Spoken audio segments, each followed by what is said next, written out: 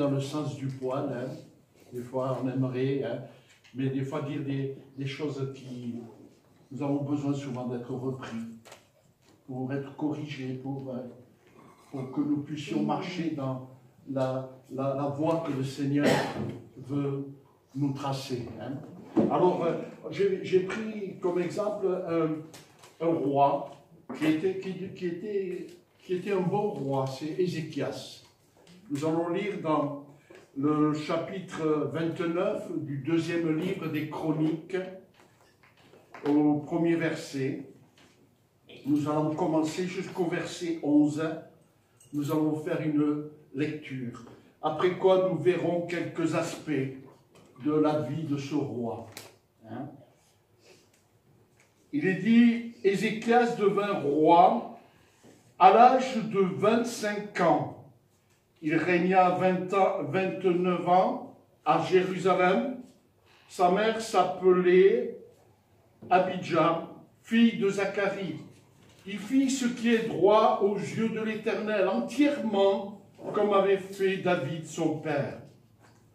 La première année de son règne, au premier mois, il ouvrit les portes de la maison de l'Éternel et il les répara.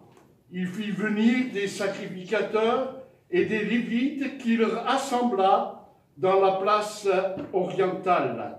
Et il leur dit, écoutez, Lévites, maintenant sanctifiez-vous, sanctifiez la maison de l'Éternel, le Dieu de vos pères, et mettez ce qui est impur hors du sanctuaire. Car nos pères ont péché, ils ont fait ce qui est mal aux yeux de l'Éternel, notre Dieu. Ils l'ont abandonné, ils ont détourné leur regard du tabernacle de l'Éternel et lui ont tourné le dos. Ils ont même fermé les portes du portique, éteint les lampes et ils n'ont offert au Dieu d'Israël ni parfum, ni holocauste dans le sanctuaire. Aussi la colère de l'Éternel a-t-elle été sur Juda et sur Jérusalem. Et il a livré au trouble et à la désolation et à la moquerie, comme vous le voyez de vos yeux. Et voici, à cause de cela, nos pères sont tombés par l'épée, et nos fils, nos filles et nos femmes sont en captivité. J'ai donc l'intention de faire alliance avec l'Éternel, le Dieu d'Israël, pour que son ardente colère se détourne de nous. Maintenant, mes fils, cessez d'être négligents, car vous avez été choisis par l'Éternel pour vous tenir à son service devant lui, pour être ses serviteurs et pour lui offrir des parfums. Amen. Alléluia. Amen. C'est une histoire qui est réelle, mais c'est une histoire qui est riche pour chacun d'entre nous d'enseignement. Je voudrais tout d'abord, avant de continuer, vous demander d'incliner un court instant vos fronts, vos têtes. Notre Père et notre Dieu, c'est avec une grande joie et un respect considérable que nous sommes devant toi. La parole est ouverte et nous avons besoin d'entendre ta voix. Et nous te prions, Seigneur, que le Saint-Esprit, ce matin, puisse nous parler, puisse nous montrer peut-être certaines choses. Notre désir ce matin, c'est de devenir ses serviteurs qui apportent l'offrande dont tu désires. Étends tes mains sur ces moments. Tu connais les situations, tu connais les cœurs. Et je te prie, Seigneur, que par ton esprit tu agisses. Au nom de Jésus, notre Seigneur. Amen. Amen. Alléluia. Il nous est dit que c'est à l'âge de 25 ans que ce roi Ézéchias devint roi. Voyez-vous, Ézéchias n'a pas grandi dans une famille formidable. Hein. Il nous est dit que Akaz, son père, était un mauvais roi, a été le pire roi d'Israël. Il a entraîné tout le peuple de Juda dans la désobéissance, dans l'idolâtrie. Il a outragé l'Éternel. Le peuple était tombé dans le désordre le plus total. Et on cherchait en vain le secours auprès des Assyriens, et allant jusqu'à même dépouiller les ornements du temple. On a méprisé, on a souillé le temple. Dans le deuxième livre des Chroniques, au chapitre 36, au verset 14, il nous est dit, tous les chefs des sacrificateurs et le peuple multipliaient aussi des transgressions selon toutes les abominations des nations. Et ils profanèrent la maison de l'Éternel qui avait sanctifié à Jérusalem. L'Éternel, le Dieu de leur père, donna de bonheur à ses envoyés la mission de les avertir, car il voulait épargner son peuple de sa propre demeure. Mais ils se moquèrent des envoyés de Dieu, ils méprisèrent ses paroles, ils se raillèrent de ses prophètes, jusqu'à ce que la colère de l'Éternel contre son peuple devint sans remède. Alléluia. Une atmosphère de corruption, une atmosphère où on se méprisait Dieu. Et voyez-vous, aujourd'hui, il y a peut-être quelques parallèles. Nous vivons dans une société qui a abandonné complètement la foi, la vie chrétienne, la vie avec le Seigneur. Même dans le monde religieux, même dans le monde chrétien, l'apôtre Paul, et je voudrais vous lire un texte dans la deuxième épître de Paul à Timothée au chapitre 4, Paul dira, sache, en parlant à Timothée, sache que dans les derniers temps, les derniers jours, il y aura des temps difficiles. Car les hommes seront égoïstes, amis de l'argent, fanfarons, hautains, blasphémateurs, rebelles à leurs parents, ingrats, irreligieux, insensibles, déloyaux, calomniateurs, intempérants, cruels, ennemis des gens de bien, traîtres, emportés, enflés d'orgueil, aimant le plaisir plus que Dieu et ayant l'apparence de la piété, mais tout en reniant ce qui en fait la force. Voyez-vous, ce que Paul désigne là, ce n'est pas ce qu'il y aura dans le monde, mais c'est ce qui se passe dans l'Église, dans les derniers temps. Nous avons besoin ce matin de retrouver ce qui en fait la force de la piété, la force d'une vie chrétienne, la force d'une relation avec un Dieu vivant, avec un Dieu réel.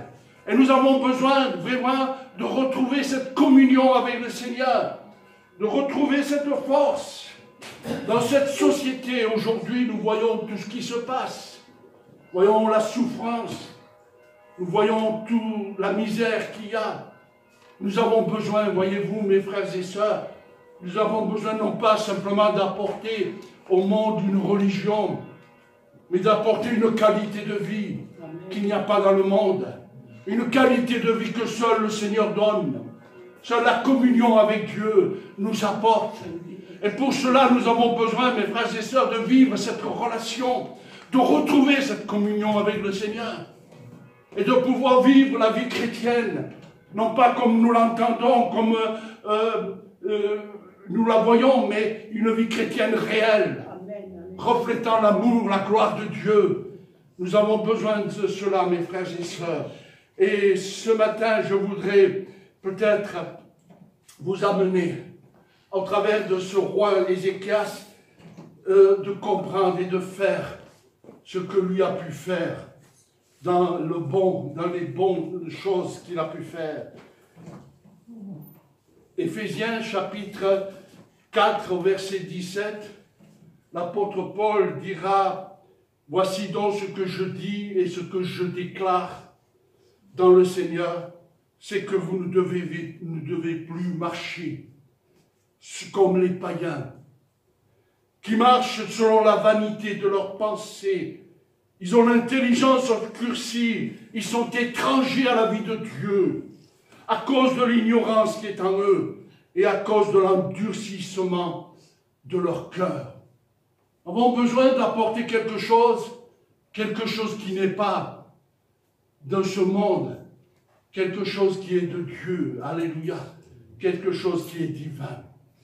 Et pour cela, nous avons besoin de retrouver cette communion avec le Créateur, de retrouver cette relation avec le Dieu vivant et vrai. Et nous avons besoin de cela, amen, alléluia. L'apôtre Paul dira aux Corinthiens, je donne la référence pour mon frère, 2 Corinthiens chapitre 5 au verset 14, il dira, car l'amour de Christ me presse, nous presse, car nous estimons que si un seul est mort pour tous, tous donc sont morts, et qu'il est mort pour tous afin que ceux qui vivent ne vivent plus pour eux-mêmes, mais pour celui qui est mort et ressuscité pour eux. Amen. L'amour de Christ me presse et m'amène à vivre une vie totalement différente. M'amène à me consacrer dans une relation avec Dieu. M'amène à manifester toutes les vertus qui sont dans le Seigneur. Nous avons besoin que cet amour de Christ puisse être dans notre cœur, être rempli. Nous soyons remplis du Saint-Esprit. La parole de Dieu nous dit que l'amour de Christ est répandu dans nos cœurs par le Saint-Esprit. Et pour cela, nous avons besoin de retrouver une communion avec le Dieu vivant, avec le Créateur. Amen. Alléluia. Que son nom soit béni. Je voudrais vous voir quelques aspects de la vie du roi Ézéchias. Voyez-vous, premièrement, Ézéchias a échappé au massacre où tous ses frères ont été sacrifiés à Moloch. Ézéchias a échappé. Il est, pour ainsi dire, un tisson qui a été arraché du feu, semblable à nous. Et ce n'est pas, nous avons échappé parce que Christ est venu dans notre vie. Nous avons échappé à la colère de Dieu parce que nous avons accepté Christ. Et nous sommes, nous aussi, pour notre part, des tissons qui ont été arrachés du feu. Et ce n'est pas parce que nous étions meilleurs, ce n'est pas parce que nous étions plus beaux que les autres, mais parce que nous avons accepté le Christ. Alléluia. Et parce que le jour, nous avons ouvert notre cœur à ce Dieu qui a transformé notre vie. Parce qu'un jour, nous avons laissé le roi de gloire entrer dans nos vies et que nous sommes devenus des enfants de Dieu. L'évangile de Jean nous dit à tous ceux qui l'ont reçu, à tous ceux qui ont cru en lui, elle a donné le pouvoir de devenir enfant de Dieu. L'apôtre Paul dira aux Corinthiens, dans la première épître, chapitre 1er, et au verset 26, et il dira cela, considérez, frères, que parmi vous, qui avez été appelés, il n'y a ni beaucoup de sages selon la chair, ni beaucoup de puissants, ni beaucoup de nobles, mais Dieu a choisi les choses folles de ce monde pour confondre les sages. Dieu a choisi les choses folles, faibles du monde pour confondre les fortes. Et Dieu a choisi les choses viles de ce monde et celles qu'on méprise, celles qui ne sont point, pour réduire à néant celles qui sont, afin que nulle chair ne se glorifie devant Dieu. Et peut-être ce matin, il y a quelqu'un qui se sous-estime et il dit, mais moi, c'est pas pour moi. Je suis un être misérable. j'ai tellement fait. Je me souviens de cet homme un jour qui est venu me dire, avec les larmes aux yeux, c'était un ancien légionnaire. Et il m'a dit, Robert, je ne pourrai jamais devenir comme tu es, parce que j'en ai tellement fait dans ma vie. Et il n'a pas voulu me dire tout ce qu'il avait fait, mais je m'imagine tout ce qu'il avait fait.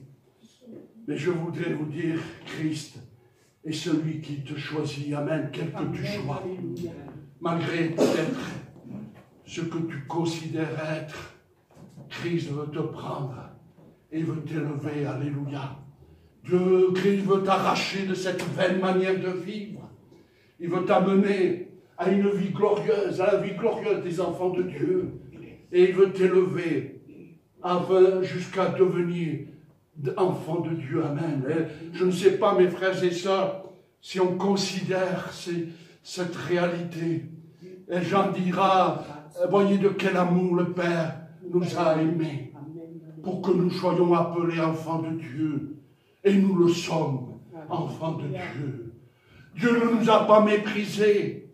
Dieu n'a pas dit, mais cette fille-là, elle ne vaut rien. Ce gars, il est bon à rien. Mais il est venu dans notre vie. Et il est venu faire de nous ses enfants. Et il a des projets pour chacun d'entre nous.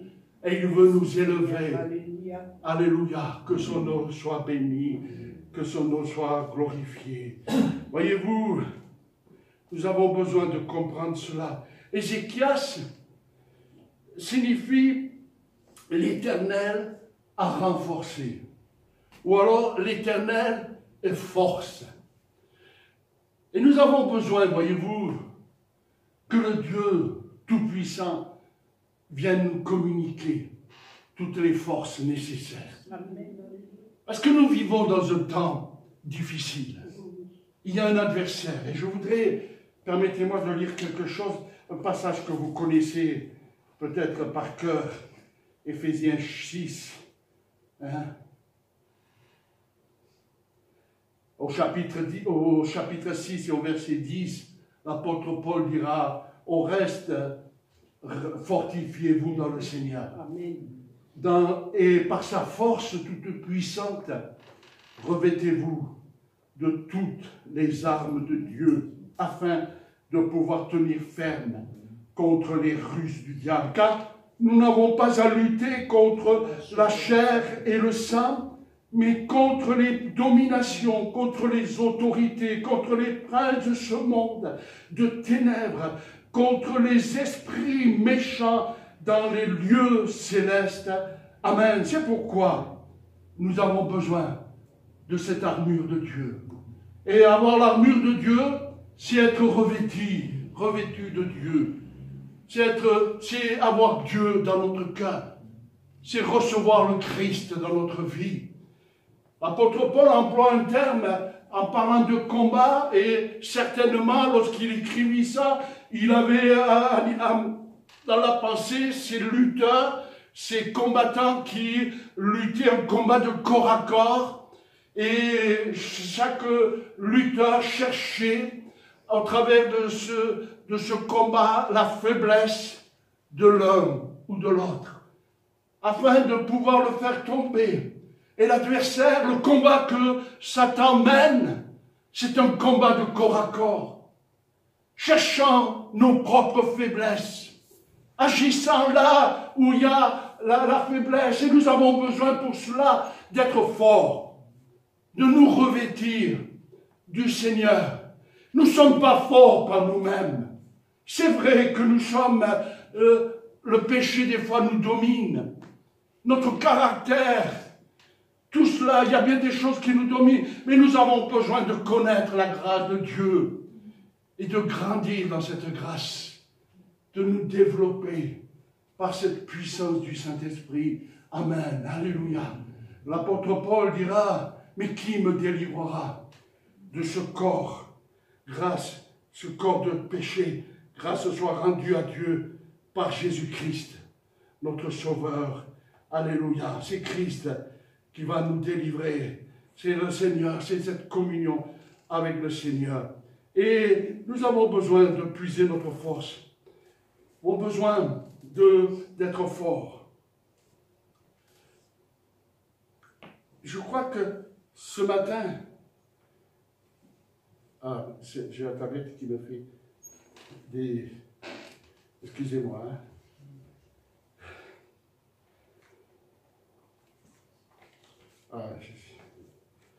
Elle s'éteint. Voilà, et comme je ne suis pas un spécialiste c'est pas du tout ça que je voulais, un spécialiste de l'informatique,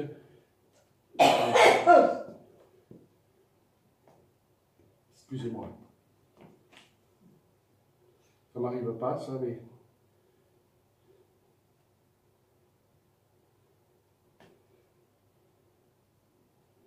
Voilà, ça va venir. Voilà. Nous avons besoin de retrouver cette communion avec le Seigneur. Hein? Et il y a quelque chose que nous allons voir, j'ai dit que quelques aspects, c'est que fait Ézéchias premièrement. Il nous y dit que la première année de son règne, au premier mois, il ouvrit les portes de la maison de l'Éternel, et il les répara. Les portes, voyez-vous, les portes avaient été fermées par Akaz et il avait été souillé, et même il avait interdit quiconque d'entrer. Et ces portes nous donnent l'image de notre cœur, de notre disposition. Nous avons besoin d'ouvrir les portes de notre cœur. Vous connaissez ce texte dans l'Évangile, dans l'Apocalypse, chapitre 3 et au verset 20, où Jésus dira, voici, je me tiens à la porte et je frappe. Si quelqu'un entend ma voix et il ouvre la porte, j'entrerai chez lui, je souperai avec lui et lui avec moi. Il y a une image de communion, de partage, de relation. Mais Jésus dit, et nous voyons au travers de ce texte, qu'il est à la porte. Il n'est pas loin. Il n'est pas loin. Et peut-être ce matin, il n'est pas loin de toi. Il est à la porte de ton cœur. Mais il n'est pas dans ton cœur. Il n'est pas dans ta vie. Et le Seigneur voudrait que tu ouvres les portes de ton cœur. Au travers des problèmes et des difficultés, nous avons souvent fermé la porte de notre cœur. Notre cœur est devenu dur. Nous entendons la parole de Dieu, mais cette parole ne nous touche plus comme avant elle nous touchait. L'Évangile n'a plus un impact dans notre vie comme il avait avant. Nous ne sommes plus à l'écoute comme nous écoutions avant. Nous n'avons plus cette ardeur, ce désir profond que nous avions autrefois. Notre cœur s'est fermé. Notre cœur s'est fermé. Et nous avons besoin d'ouvrir les portes de notre cœur. De dire, Seigneur, viens dans mon cœur, viens dans ma vie. J'ai besoin de toi. J'ai besoin de ta grâce. J'ai besoin que tu viennes me visiter ce matin. J'ai besoin que tu agisses dans ma vie. Donne-moi d'ouvrir les portes de mon cœur. Recherchons cette communion avec Dieu. Enlevons peut-être ces idées préconçues que nous avons, ces raisonnements qui nous empêchent d'aller plus loin avec Dieu. Devenons comme des petits enfants qui désirent vraiment faire une expérience avec Dieu. Mais souvent on dit, mais je sais ces choses, je crois, je sais. Vous savez, lorsque j'ai fait des visites des fois, et que je vois des rétrogrades, enfin excusez-moi pour ce terme, des gens qui ont abandonné, et on s'aperçoit qu'ils savent des tas de choses, et je sais. Mais ce n'est pas le fait de le savoir dans sa tête, mais c'est que ça descende dans le cœur. Seigneur, fais que les portes de mon cœur soient réparées. Fais que je retrouve cette communion avec toi. Dans le livre des Proverbes, au chapitre 23 et au verset 26, il y a cette supplication que Dieu donne, mon fils, donne-moi ton cœur, et que tes yeux se plaisent dans mes voies, Il s'adresse déjà à quelqu'un, mon fils, pas un étranger. Et il lui demande, donne-moi ton cœur. Donne-moi ton cœur. Et tes yeux se plairont dans mes voies. Voyez-vous, c'est le cœur qui est important. Et lorsqu'on nous donne notre cœur au Seigneur, eh bien, il y a quelque chose qui renaît en nous, un désir qui renaît, cet amour qui renaît. Souvent, l'autre fois, il y a un frère qui me disait, je n'ai plus cette ardeur. Je voudrais retrouver cette ardeur que j'avais autrefois. Mais nous avons besoin que le Seigneur vienne dans notre cœur. Nous avons besoin d'ouvrir nos portes de notre cœur. Alors nos yeux se plairont dans les voies. Nous aimerons la communion fraternelle, nos frères et sœurs. Je me rappelle de ce jour où le Seigneur s'est révélé dans mon cœur. Il y avait un désir profond de retrouver cette communion fraternelle, de retrouver l'Église, de retrouver... Et j'avais un désir profond de retrouver le chemin de l'Église, le chemin de la prière, le chemin de la lecture de la parole de Dieu. Mon fils, donne-moi ton cœur.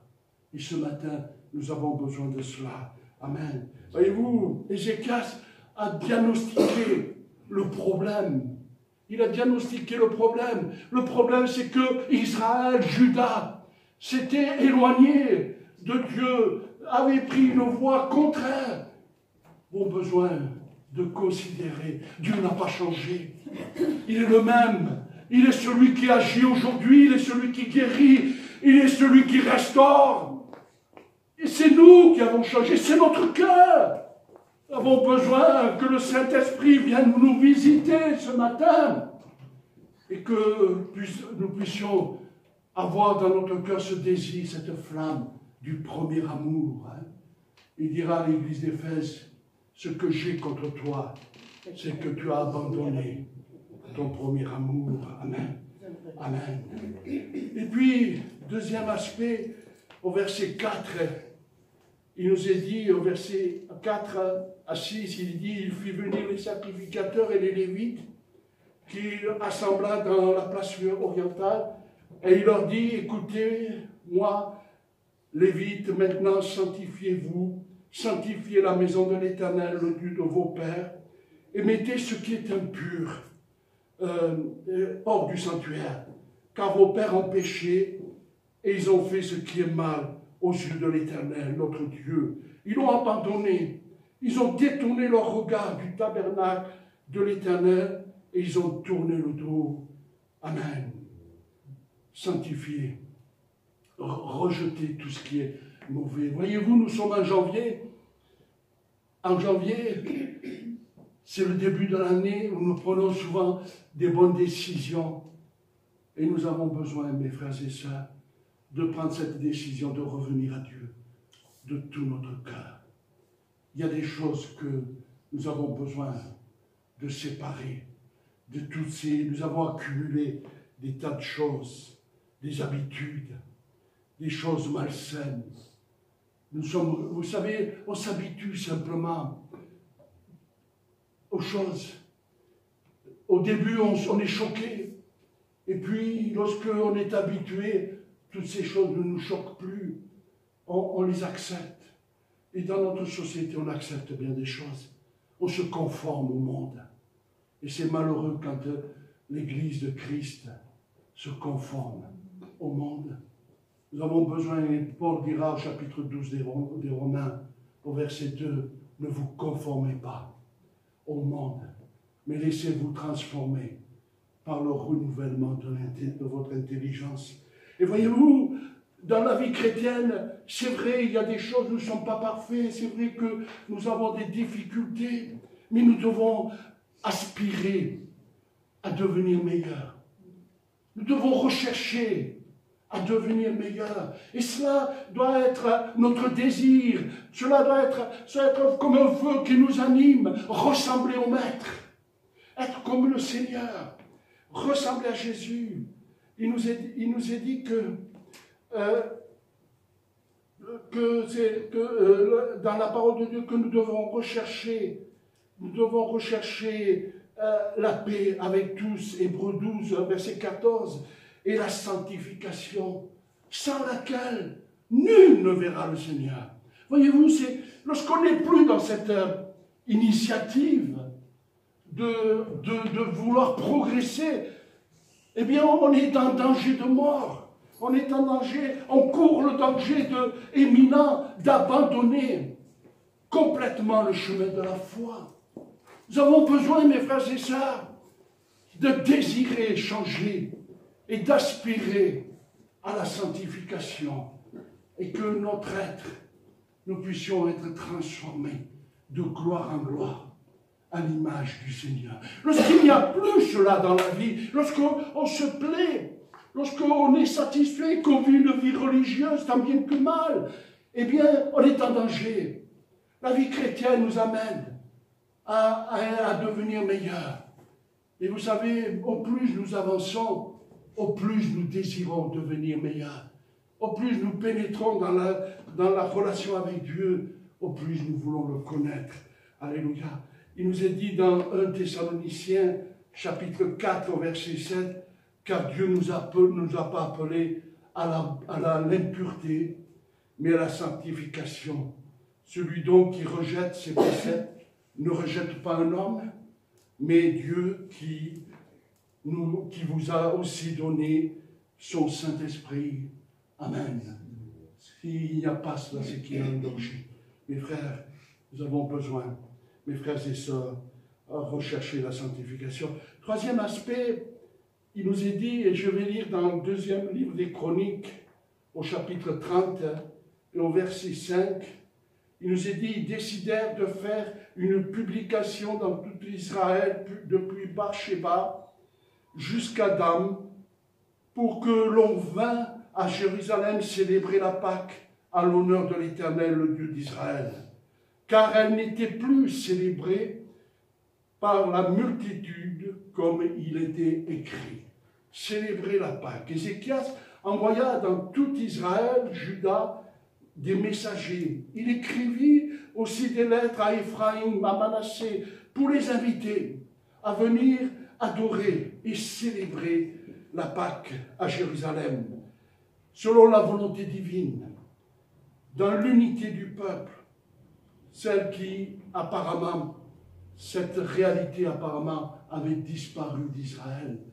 Et nous avons besoin, voyez-vous, de connaître ce qu'est la Pâque. Voyez-vous, dans l'Épître aux Hébreux, au chapitre 11, au verset 28, l'auteur de l'Épître nous dit « Or, c'est par la foi qu'ils firent l'aspersion du sang, afin que l'exterminateur ne touchât pas au premier-né des Israélites. » La croix du calvaire. Souvent, nous avons oublié toutes ces choses. Nous avons été sanctifiés par le sang de Christ. Nous avons été rachetés au prix de ce sang. Alléluia. L'apôtre Pierre dira dans sa première épître, au chapitre 1er, au verset 18, « Sachant que ce n'est pas par des choses périssables, par de l'argent ou de l'or que vous avez été rachetés de la vaine manière de vivre que vous avez hérité de vos pères, mais par le sang précieux de Christ, comme d'un agneau sans défaut et sans tache, prédestiné dans la fondation du monde, et maintenant, à la fin des temps, à cause de vous. » Amen. Notre salut, notre rachat, nous le devons au sang qui a coulé, au sang. Et nous avons besoin, voyez-vous, d'entrer dans cette sanctification par le sang de Christ. C'est vrai, si nous avons été purifiés de nos anciens péchés, lavés par la crucifixion du Christ, par ce sang qui a versé, nous avons besoin également d'être sanctifiés par ce même sang. Nous avons besoin de connaître l'efficacité du sang de Christ. Amen. Alléluia. Sachant que ce n'est pas par des choses périssables que Dieu nous a sauvés et qui nous a libérés de notre vaine manière de vivre, mais par le sang de Christ, de l'agneau de Dieu qui ôte le péché du monde. Voyez-vous, nous avons besoin de cela. Ce matin, je ne sais pas si nous avons considéré l'amour de Christ, l'amour du Père. L'apôtre Paul donnera souvent des conseils. Et il donnera cela, il dira que l'amour, que la grâce de Jésus-Christ et l'amour du Père et la communion du Saint-Esprit soient avec vous. Et il y a un ordre chronologique qui donne la grâce qui est en Jésus-Christ, le sang versé à la croix du Calvaire qui efface nos péchés, nous communique l'amour du Père, nous fait rentrer dans une position favorable à Dieu. Nous recevons l'amour du Père. Et le Saint-Esprit nous communique toutes les forces nécessaires. Nous avons besoin de vivre cette relation par le sang de Christ.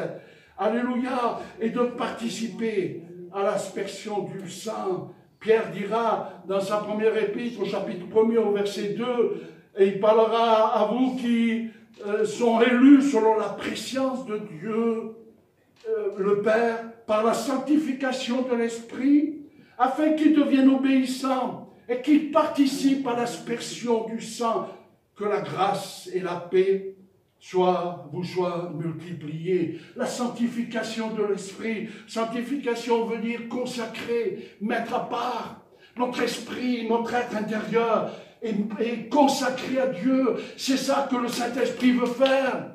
Nos pensées, nos affections, tout ce qui doit être mis à part pour le Seigneur. Alléluia! Par le Saint-Esprit qui est en nous, que son nom soit béni, et nous amène à l'obéissance. Voyez-vous, s'il n'y a pas d'obéissance, il n'y a pas de purification.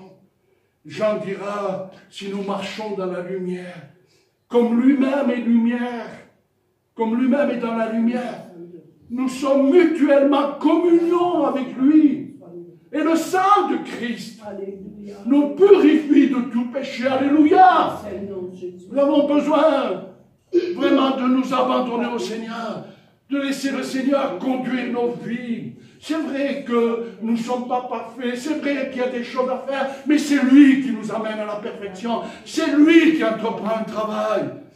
L'apôtre Paul dira, j'ai cette confiance dans le Seigneur, c'est que celui qui a commencé en vous cette bonne œuvre, lui-même la rendra parfaite. Alléluia! Et pour cela, nous avons besoin de laisser le Dieu remplir notre cœur, de rechercher cette relation, de vivre cette Pâque. Alléluia! Et de pouvoir agir selon la volonté de Dieu. Amen.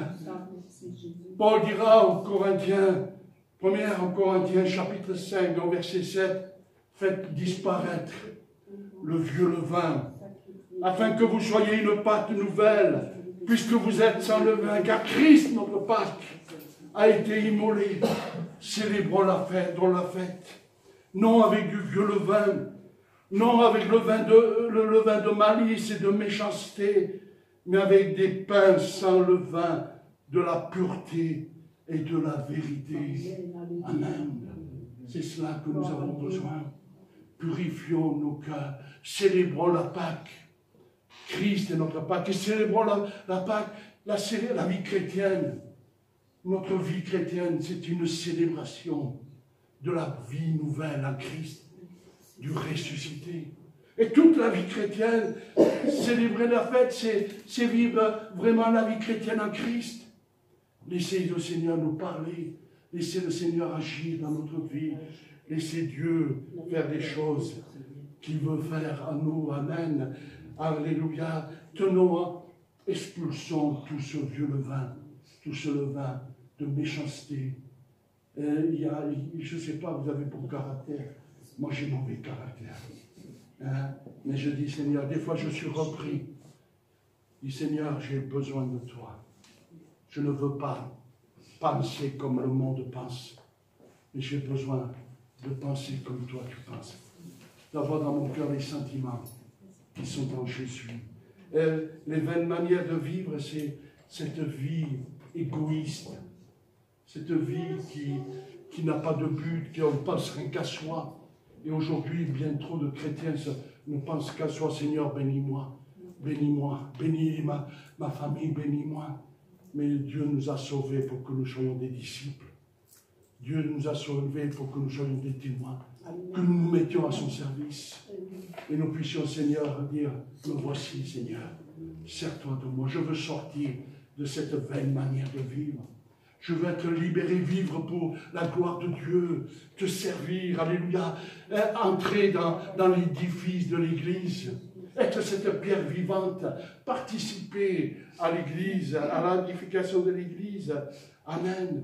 Et peut-être même c'est abandonner tout ce levain de méchanceté, tout ce qui nous amène à avoir des rancœurs, avoir de l'amertume à l'égard d'un tel frère, du mal que peut-être on nous a fait.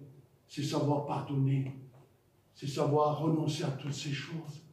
Je me souviens, je connais un frère qui, aujourd'hui, maintenant, le pauvre, il est comme éteint spirituellement, parce qu'on lui a fait tellement du mal. Et c'est vrai, je ne veux pas mettre en doute, vous savez, nous sommes appelés à vivre, et même dans l'Église, on peut se faire du mal, on peut avoir des réflexions méchantes. Et ce frère, il est comme éteint, comme arrêté. Ne laissons pas toutes ces choses nous arrêter, mais sachons oublier toutes ces choses. Paul pouvait dire aux Philippiens chapitre 3, verset 13, « Frère, je ne pense pas l'avoir saisi, mais je fais une chose oubliant ce qui est en arrière, et me portant vers ce qui est en avant, je cours vers le but pour remporter le prix de la vocation céleste de Dieu en Jésus-Christ. » Paul avait réduit l'ensemble du processus de sanctification dans une seule chose, oublier ce qui est en arrière. Oublier peut-être, il y avait une chanson, une chanteuse qui disait « Non, je ne regrette rien. » Mais oublions toutes ces choses, Seigneur. Ce que je veux, c'est aller plus loin avec toi. Ne laissons pas le passé nous bloquer. Ne laissons pas toutes ces choses nous empêcher de progresser. Amen. Alléluia. Et je vais voir rapidement deux aspects également que Ézéchias a rencontrés. C'est premièrement l'attaque du roi de Syrie contre Jérusalem. Dans le deuxième livre des Chroniques, au chapitre 32, au verset 1er, il dit « Après ces choses et ces actes de fidélité, après toutes ces bénédictions, parut Sanchérib, roi d'Assyrie, qui pénétra en Juda et assiégea la ville forte, dans l'intention de s'en emparer. Ézéchias, voyant que Sanchérib était venu et qu'il se proposait d'attaquer Jérusalem, tint conseil avec les chefs et les hommes vaillants, afin de boucher les sources d'eau qui étaient hors de la ville, et ils furent de son avis. Au verset 5, Ézéchias prit courage. Il construisit la muraille, était en ruine, et s'éleva, et l'éleva jusqu'au tour. Bâtit une autre mur en dehors, fortifia Milo dans la cité de David, et prépara une quantité d'armes et de boucliers. Amen. Je voudrais vous dire que la vie chrétienne, il y a un adversaire qui ne lâche pas prise. Nous avons un adversaire qui n'abandonne jamais. Et même si nous prenons des décisions comme cela, nous sommes tout le temps amenés à connaître des difficultés. L'apôtre Paul dira que tous ceux qui veulent vivre pieusement en Jésus-Christ seront persécutés. Je crois que nous avons besoin, et peut-être ça va être difficile ce que je vais dire, nous avons besoin de nous armer et de nous préparer à vivre des temps difficiles de persécution. Jésus nous parle et il dira « Je ne suis pas venu apporter la paix, mais l'épée. » Dans nos familles, dans tout ce que nous vivons, et je ne sais pas quels sont les rapports que vous avez avec vos familles, mais souvent, lorsque le fait d'être chrétien entraîne des conflits familiaux, nous avons besoin d'être armés. L'adversaire, lui, il est là. Nous avons besoin de prendre nos forces dans le Seigneur. Ézéchias a fait une chose, malgré la menace de ce roi, la lettre de menace, il est allé avec Ésaïe le prophète. Ils se sont tenus devant Dieu et ils ont crié, montrant la lettre à Dieu. Et ils ont vu la main de Dieu est délivrée. Et je vous lirai cela dans le livre des Chroniques, dans le livre de l'Exode, des rois, deuxième livre des rois. Nous avons besoin vraiment de nous attendre à Dieu dans tous les domaines. Et même s'il y a des difficultés, même si nous connaissons des moments difficiles, voyez-vous, être chrétien, ce n'est pas vivre sur un nuage. J'ai pensé ça, moi, peut-être, dans ma naïveté. Je pensais que être chrétien, on était immunisé de certaines choses. Nous ne sommes pas immunisés. Nous connaissons les mêmes choses, les mêmes douleurs. Nous pouvons traverser des moments très difficiles. Mais nous avons besoin de retrouver cette relation avec le Seigneur et de nous placer devant le Seigneur. Voir leur menace. Seigneur, voir la menace. Nous tourner vers Dieu. Alléluia. Fortifiez-vous dans le deuxième livre des Chroniques, chapitre 32, verset 7, il dirait, fortifiez-vous, ayez bon courage, ne craignez point et ne soyez point effrayés devant le roi d'Assyrie et devant toute la multitude qui est avec lui, car, écoutez bien ce qu'il dira Ézéchias, car avec nous